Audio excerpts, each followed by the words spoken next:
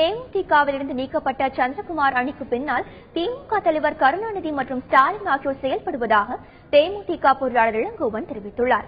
சென்னையில் தேமுதிக அலுவலகம் முன்பு செய்தியாளர்களிடம் பேசிய அவர், திமுக தலைவர் கருணாநிதி கட்சிகளை உடைக்கும் ஜனநாயக தவறை தொடர்ந்து செய்து வருவதாகவும் அவர் குற்றம் சாட்டியுள்ளார். திராவிட முன்னேற்ற கழகத்துடைய தலைவர் கலைஞர் அவர்கள் தொடர்ந்து ஜனநாயகத்திலே பல தவறுகளை செய்து கொண்டிருக்கிறார். புரட்சித் தலைவர் எம்ஜிஆர் மறைந்த பொழுது இதே நிலையில் அதிமுகவை உடைப்பதற்கு ஜ அணி ஜே அணி என்று அவர் பிரித்தார். மீண்டும் ஜானகி அம்மாள் மீண்டும் அதிமுகவோடு அந்த இயக்கத்தை இணைத்து விட்டு ஒதுங்கிக் கொண்டார்.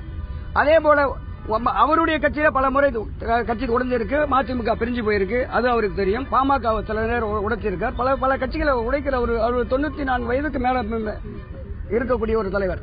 அவர் தொடர்ந்து இந்த தப்பை பண்றார். ஜனநாயக தவறுகளை மீண்டும் மீண்டும் கலைஞர் அவர் செய்து கொண்டிருக்கிறார். அவருடைய புதல்வர் ஸ்டாலின் அவர்கள் செய்ய முயற்சி எடுத்துக் கொண்டிருக்கிறார். இதற்கு பின்னால் திமுகவுடைய தலைவர் கலைஞர் அவர்களும் ஸ்டாலின் அவர்களும் இருக்கிறார்.